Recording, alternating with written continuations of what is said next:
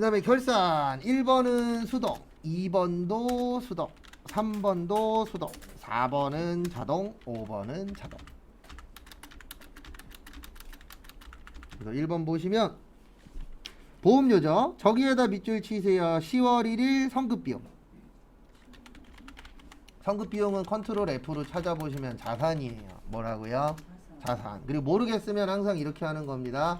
감소시키고요. 자산부채 자본은 차기로 2월. 아니, 차기로 2월이 아니고 죄송합니다. 올해 거. 그 다음에 수익 비용은 내년 거 쓰는 거예요.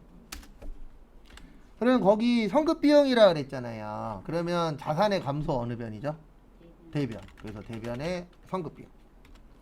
그리고 이거 공장의 보험료잖아요. 그러면 500번 때 뭐요? 보험료. 그 다음에 금액 계산. 360만 원인데 10월 달이래요. 그럼 올해 몇 개월이죠? 3개월이죠. 그러면 12분의 몇이요? 3. 그러면 90 나오죠. 그러면 90만 원 언제 거예요? 올해 거죠. 근데 여기 보세요. 자산이면 언제 거?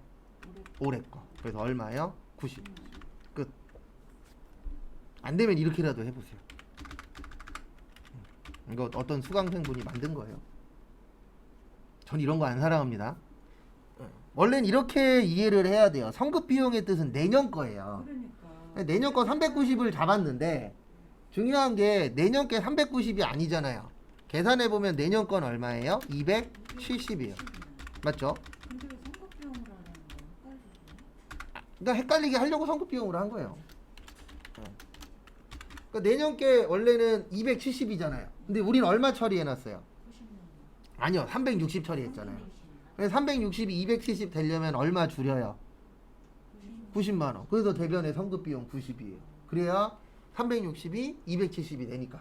그리고 이 90만 원은 올해 거잖아요. 그리고 올해 거는 비용 처리해야 돼요. 그래서 무슨 요요? 보험료. 요건 이해해서 하는 방법. 근데 나는 헷갈려. 그러면 그냥 일단 초반에 암기로 가는 거예요. 무조건 줄이고.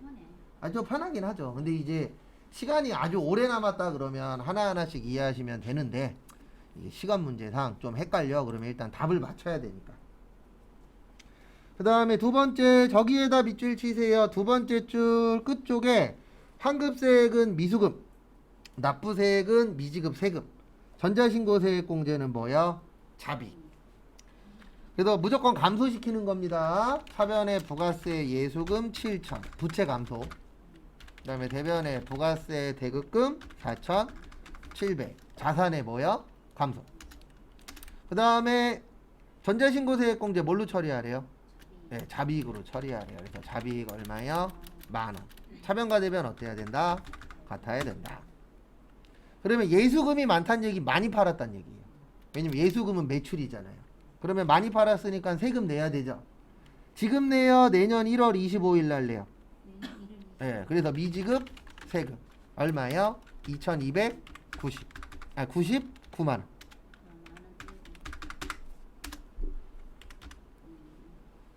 그리고 얘는 외워도 돼요. 이건 무조건 고정이에요. 차변의 부가세 예수금, 대변의 부가세 대급금은 무조건 고정입니다.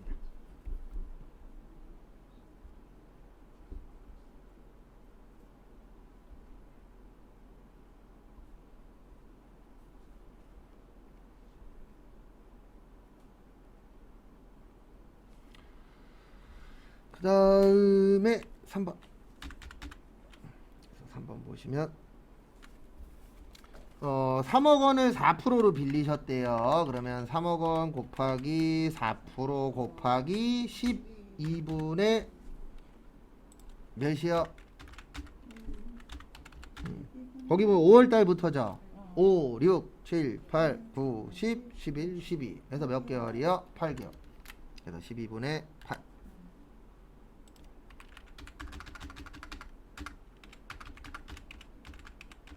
800 나와요. 얼마 나와요? 800. 그러면은 이거는 저기에다 밑줄 치세요. 차입의 뜻 빌렸다. 빌리면 뭐 줘야 되죠? 이자 줘야 되죠. 주는 이자, 이자 비용. 줬어요? 안 줬어요? 안 줬어요. 미지급 비용. 그리고 결산 때는 요 네 가지만 씁니다. 먼저 줬으면 무슨 비용이요? 환급 비용. 먼저 받았으면 선수 수익. 못 받았으면 미수 수익. 안 줬으면요 미지급 비용. 이렇게 네 가지.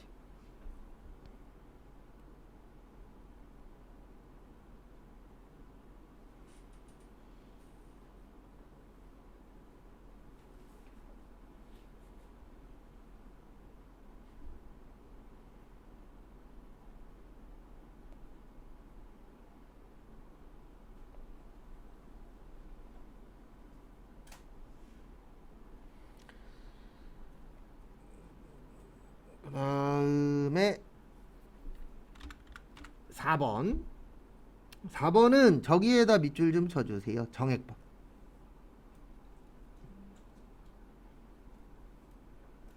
무슨 법이요? 정액법 공식 어떻게 되죠? 취득원가 마이너스 잔존가치 나누기 내용연수. 취득원가 얼마예요? 1800. 잔존가치 빵. 내용연수 몇 년이요? 5년. 그 다음에 저기에다 밑줄 치세요. 월할 계산. 월할 계산 나오면 12분의 우리 몇 월 달에 샀어요? 10월 달. 그러면 몇 개월이요? 예, 3개월. 그래서 12분의 몇이요? 3. 그래서 월할 계산이 힌트예요. 몇 분의 몇 하라는. 1800 나누기 5 나누기 12 곱하기 3 하면 90만 원 남아요. 얼마 남아요? 90만 원. 선생님 그 3번에 네. 이자 비용 나왔는데 그 옆에 붕괴할 때 하나은행 집어넣어야 돼요? 아니요, 안 써도 돼요. 안 써도 돼요? 네. 쓰셔도 지장 없고. 아, 헷갈리시면 무조건 쓰세요. 거래처는. 네. 왜냐면 안 써도 되는 거에 하는 건 지장 없거든요. 그 다음에 5번은 퇴직급여 충당부채에다 밑줄 치세요. 충당에다만 밑줄 치세요. 우리 충당 나오면 무슨 법? 보충. 네, 보충법. 대손충당금도 보충법이에요. 충당 나오면 무조건 보충법입니다. 그래서 이렇게 보충해 주시면 돼요. 생산직은 4천만 원이 필요한데 1,500밖에 없어요. 얼마 부족하죠? 2,500. 영업직은 얼마 부족해요? 1,100.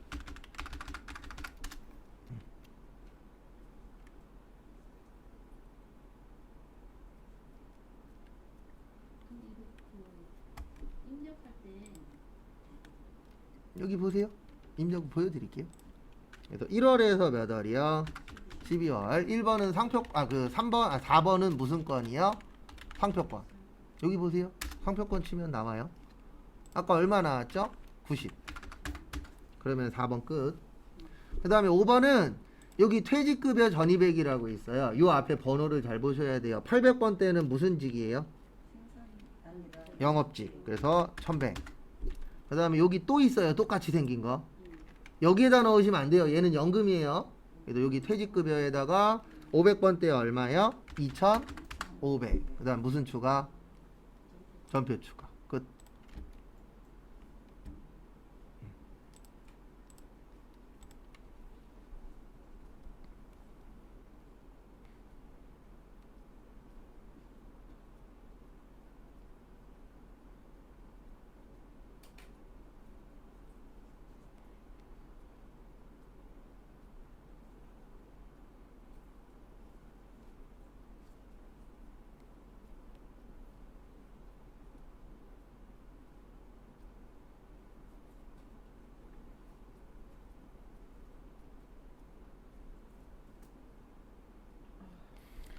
그 다음에 문제 5번 원천징수.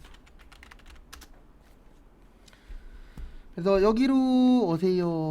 어디로 오시냐면은 원천징수에서 사원 등록 오셔서 몇 번이요? 105번. 윤성수. 그 다음에 8310003154977. 입사 연월일은 2021년으로 할게요. 3월 1일. 그 다음에 뭐 나머지 넣을 건 없고 여기로 가시면 되죠. 부양가족. 본인은 특별한 거 없으니까 패스. 그 다음에 배우자 김현희님은 돈 버니까 뭐예요? 부. 요분은 부죠. 왜요? 예, 100만 원 넘었죠. 예, 많이 벌면 안 됩니다. 그 다음에 박연순 어머님 1번이에요.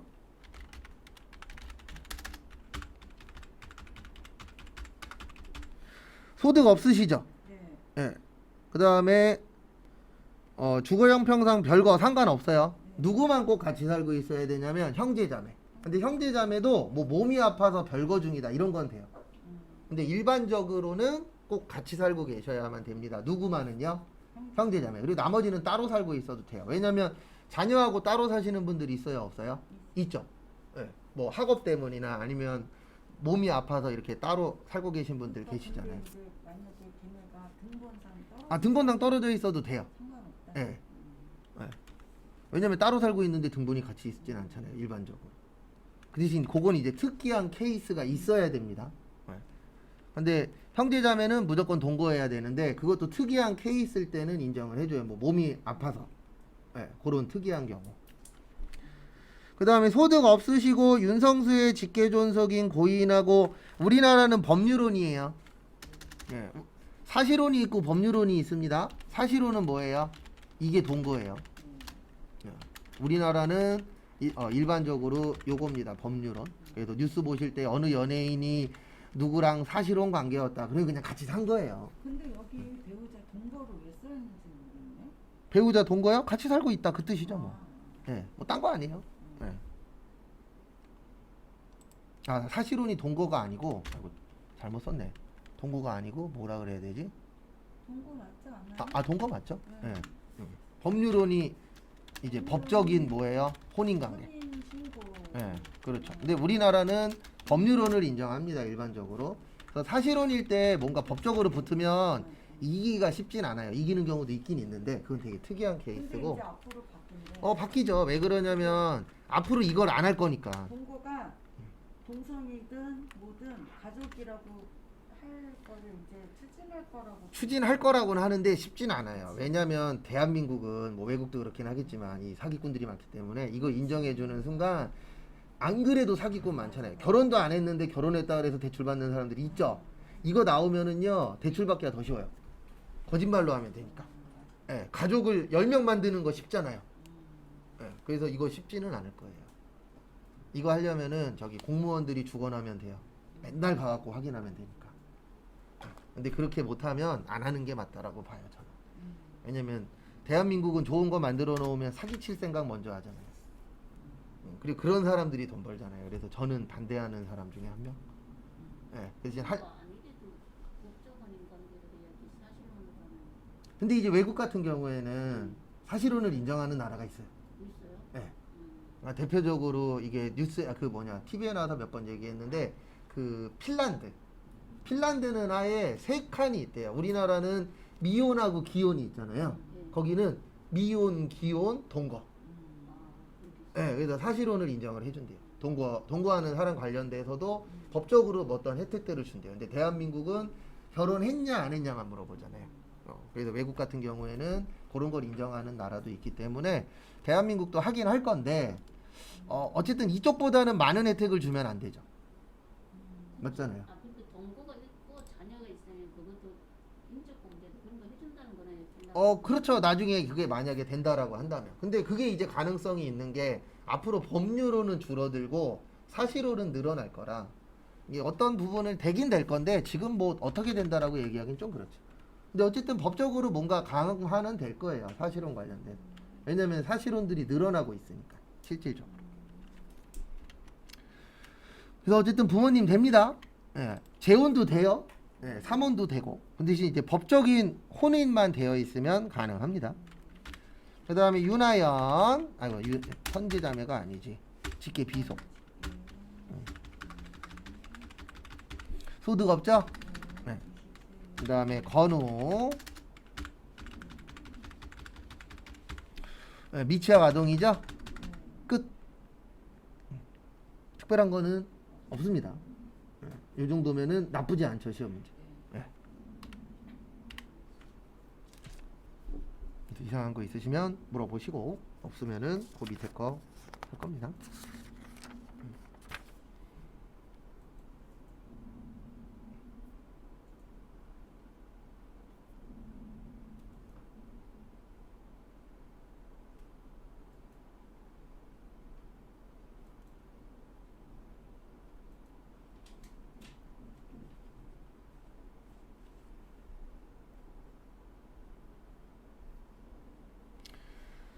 그래서 보시면은요 다음 거 연말정산 다 풀고 시간 남으면 나머지 개인 시간 드릴 테니까 안 되신 거나 뭐 못 넣은 거 있으시면 넣어 보세요. 그리고 질문하시면 거기에 맞춰서 알려드리도록 하겠습니다.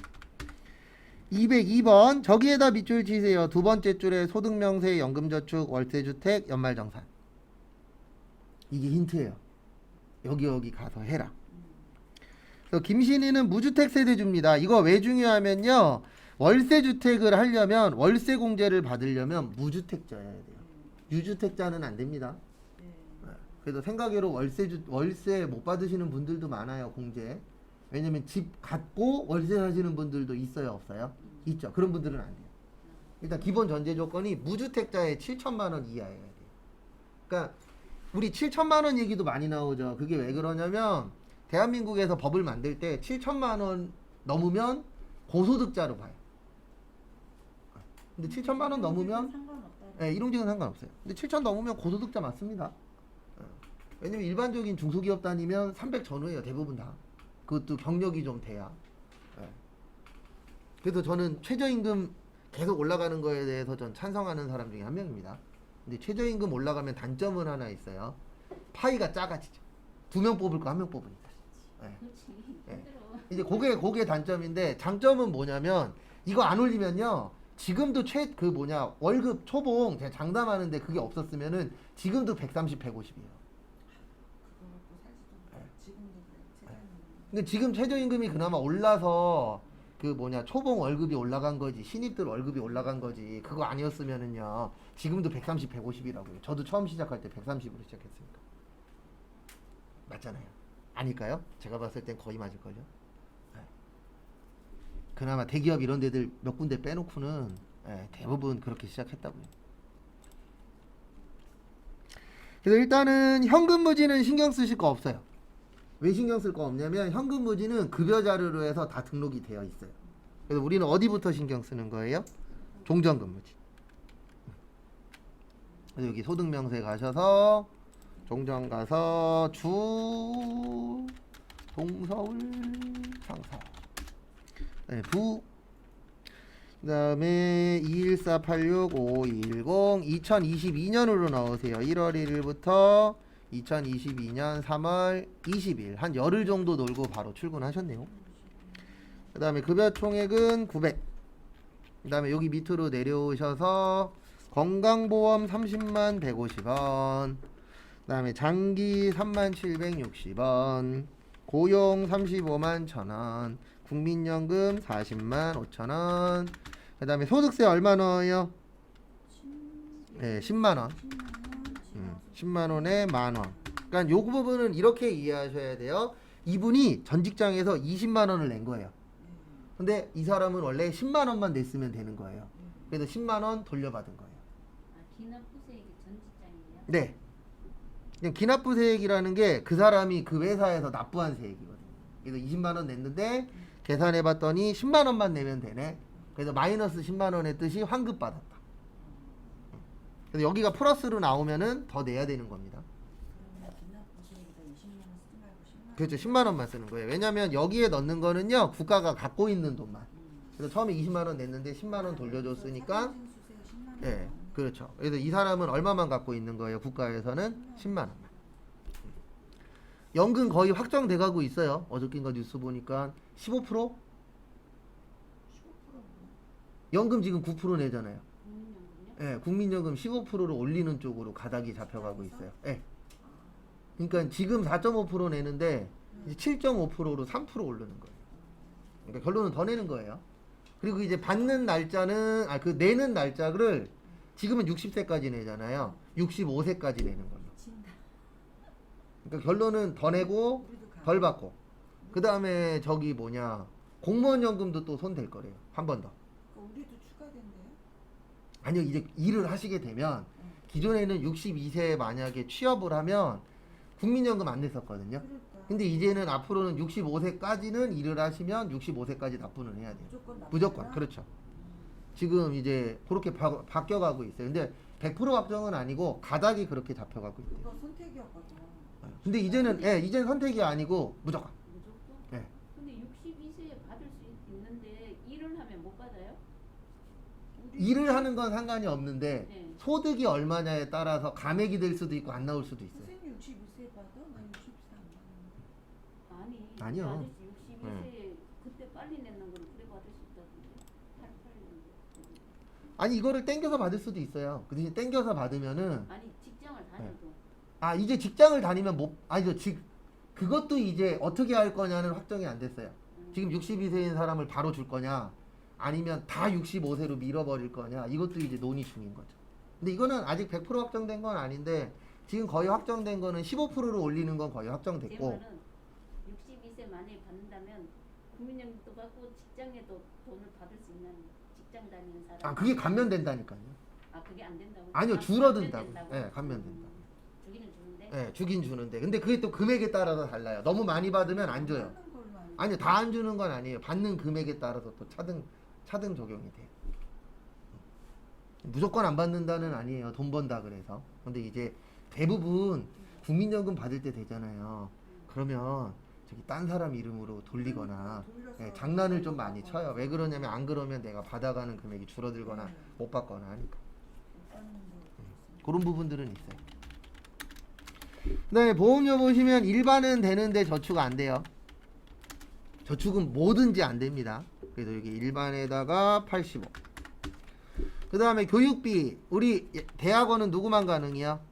본인만. 네, 그래서 대학원 되고요. 그래서 여기 교육비 가셔서 400만. 400. 그 다음에 의료비, 질병치료비 되고 시력보정 되고 피부과 안 돼요. 근데 콘택트 렌즈 얼마까지 되죠? 50만 원까지 되죠. 그래서 여기에다 넣는 거죠. 의료비는. 그래서 본인. 그 다음에 여기에다가 얼마로 넣으세요? 300. 아니면 250에 50도 맞게는 해줍니다. 근데 한 번에 넣는 게 편하긴 해요. 그 다음에 신용카드. 본인 신용카드 됩니다. 왜냐면 질병치료비는 이중공제 된다 그랬잖아요. 그래서 신용에 1000, 직불에 150, 현금에 30.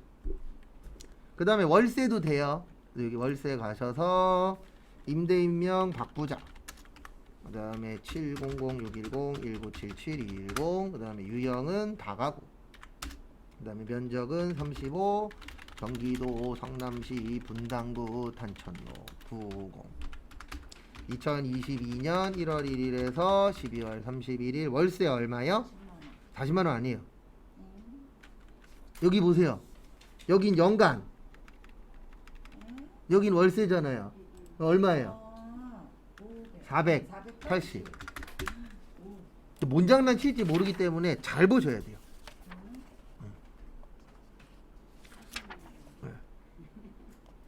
이거 잘못 보면 얼마로 나올 거예요? 40으로 넣습니다. 그러니까 잘 봐야 돼요. 왜냐면 일반적으로 생각을 해보십시오. 1년에 40만 원짜리 월세 있다 없다? 없다.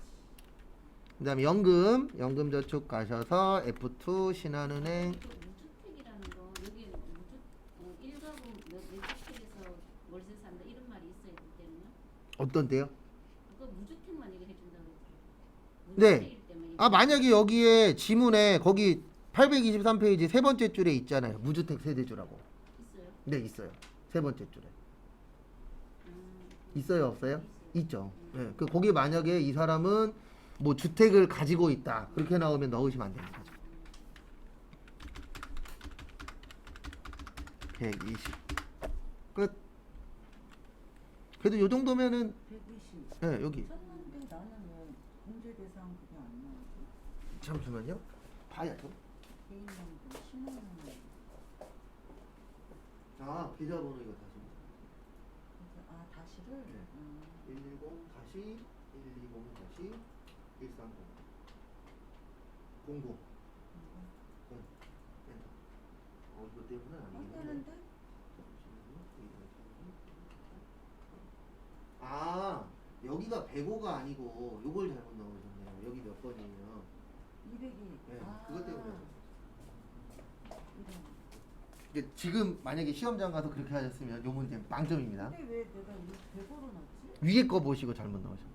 근데 신용카드 이렇게 넣었을 때 직불 네. 환불 카드에 네. 100만 원을 넣어야 되는데 저희 컴퓨터에서 안 들어갈 때는 왜 안 들어가는 거예요? 아. 그거는 그렇게 말씀해 주시면 저도 몰라요. 예. 아니 어제 앞에 푸는 거 다시 연습하는데 100만 원만 안 들어가더라고. 그 자리에 들어가야 되는데. 그거는 모르겠어요. 다음번에는 저기 동영상으로 찍어서 오세요. 말로는 아니 이렇게 클릭을 했는데 네. 아무리 100을 쳐도 안 쳐지는 거예요. 그 자리에. 딴 거는 쳐져요? 다른 건 다 쳐져요. 근데 그거는 저도 정확하게는 네. 교육용이 워낙에 엉망이라 이제 내일부터 기출문제 풀 거니까 그때부터는 정상적으로 될 겁니다. 한 10분 정도 남았거든요. 네.